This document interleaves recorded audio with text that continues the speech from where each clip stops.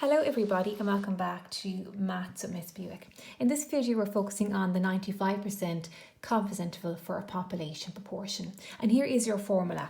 P hat plus or minus 1.96 square root of P1 minus P all over N.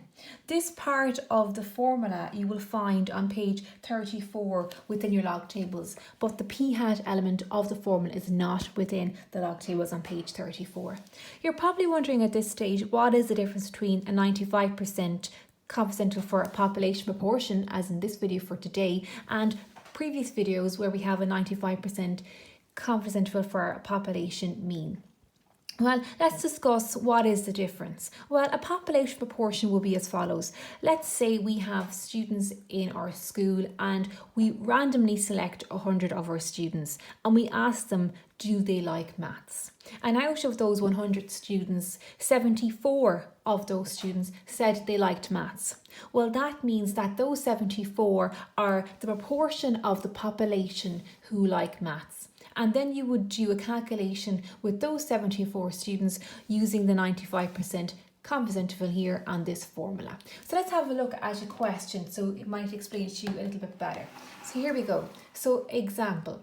A random sample of 250 dog owners were surveyed on the breed of their dogs. 36 of these dogs were Labradors. Determine a 95% confidence interval for the portion of dogs that were Labradors. So let's begin firstly by writing down our formula. So we have P hat. We'll explain to you how to get this P hat as well. P hat plus or minus 1.96 square root of P1 minus P all over N. Okay, so the first thing in all of these questions is you have to calculate what is P hat. So let's write that down over here in our workbook. So P hat. Well, P hat is our sample proportion. In other words, how many dogs were Labradors? Well, 36 of the dogs were Labradors. So it's 36 all over the total number of dogs in our question, which is 250. And if we break that down, it's 0.144.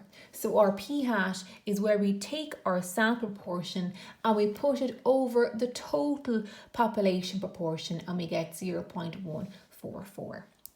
Also to bear in mind here that P or population proportion will always be the same as the P hat. So they're both 0.144. And then our N is our sample size, and of course we surveyed 250 dog owners, so there is our 250. Next of all, we come along and we can substitute all of our numbers here into our formula. So let's start off with P hat. So we have 0.144 plus or minus 1.96 square root of, extend this quite long now, so P again is here, so 0.144, 1 minus 0.144 all over 250. Okay, so next of all we're going to go to our calculator and we're going to work out the negative first and then we'll work out the positive. So let's go to our calculator. So I'll type it in and show you exactly how it should look. So 0.44 minus 1.96.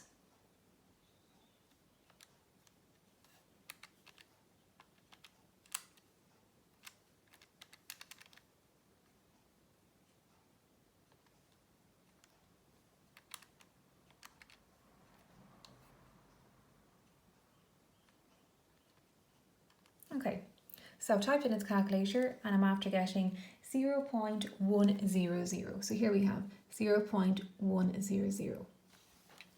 So that down there will be the lower part of our interval, separated by a comma. And then let's go back and I'll show you here. So I'm pressing the back button here. So it's bringing us back to the whole calculator. And we're going to change that negative over here in front of the 1.96 to a positive. So never delete all of it, just change the middle part there. And we get this number, so 0.1875.